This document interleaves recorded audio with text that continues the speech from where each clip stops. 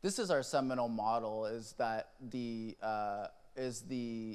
foresight to insight to action model. So what we've been talking about here is foresight to insight, using foresight and futures thinking to provoke insight about what you're doing to inform action or strategy. So the point of all of this is to make better decisions in the present. Like I said, we're not trying to predict the future. No one can predict the future.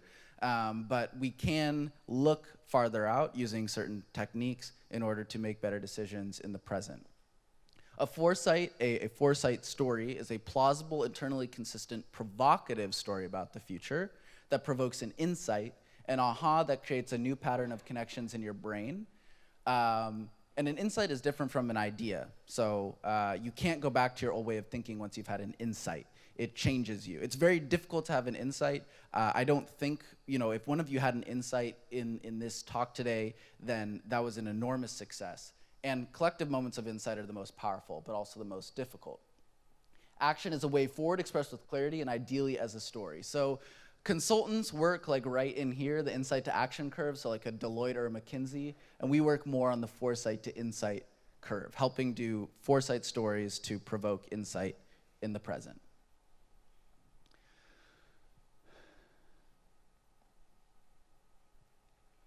So an example of an insight is from a forecast we did with Disney World.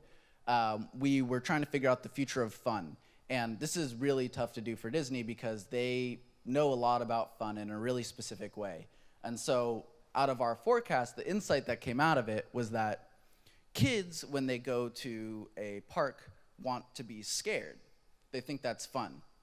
But parents want it to be very, very safe. They think that's fun. And for reasons that Disney doesn't talk about much, or Disney parks are actually some of the safest places in the world because of partnerships that they have with the military.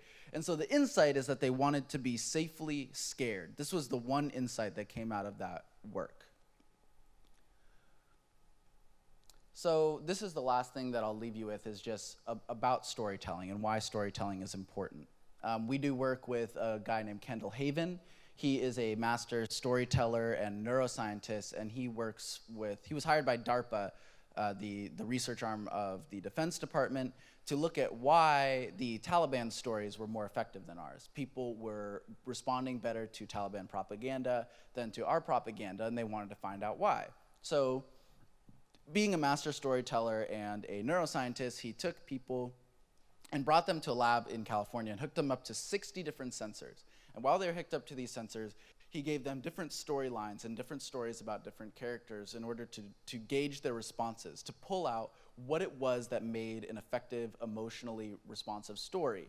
And the overlying insight that he found, and there's a great book on this, Story Proof, that I think you should read, is that our brain is wired for stories, and if we don't get stories, then we make them up.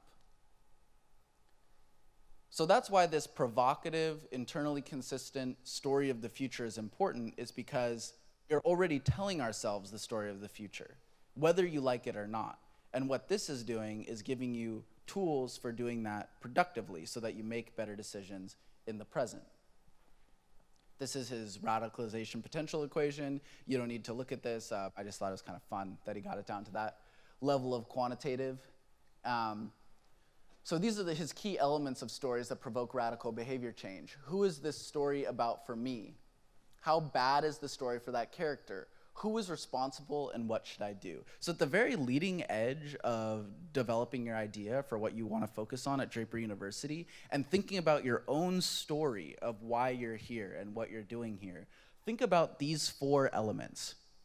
Who is this story about for me? Are you here for yourself? Are you here for some disembodied public? Are you here for your parents? Who is the story about for me? How bad is the story for that character? What is the problem that you're here to solve? What is the challenge that you need to overcome? Who is responsible? And what should you do about it? And if you can really nail these 4 things and create a compelling story about that, it will drive and focus what you're doing here. And when you start developing your ideas, this is a great counterpoint for ways to describe your idea to people in order to motivate them to action. I do a lot of work with maternal rural health, and I asked Kendall, I'm always trying to fundraise, so what's the best advice you could give me on how to fundraise better? And he said, don't be afraid to end your fundraising pitch on a bad note. We always want to end with some like escalatory success, but then people feel like the story was resolved and they don't do anything. If you end on a bad note, if you end on number 3 and then tell them what they should do, then they'll have to resolve the story, and they'll do that by donating.